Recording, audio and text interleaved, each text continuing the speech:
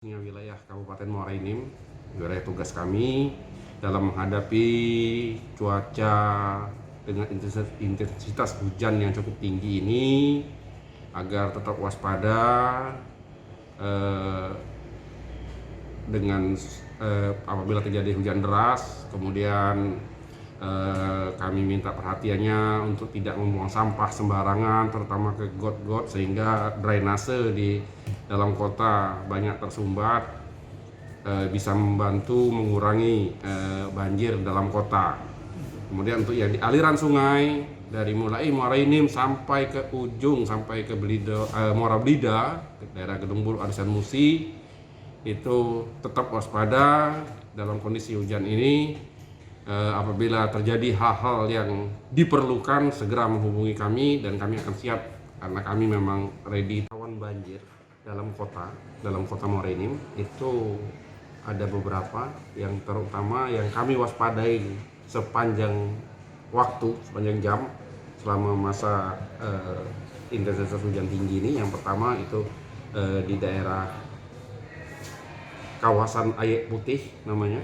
Kemudian yang kedua seputaran Jalan RA Kartini, itu ada aliran sungai aliran sungai Aur.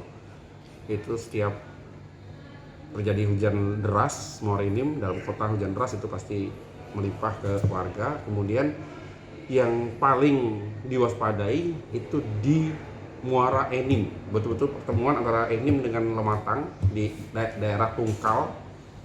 Di daerah Tungkal, kawasan ex-remiling dulu yang sudah jadi perumahan. Nah itu, jadi itu titik yang rawan dalam kota. Di samping semua rekan-rekan dan saudara kita yang berada di aliran sungai, dari mulai Enim atas, dari daerah Uluan sampai ke aliran Lematang, sampai ke daerah Sungai Rotan dan Muara Blida, itu tetap menjadi tanggung jawab kami untuk dipantau. Imbauan Ini blower, ini air ini.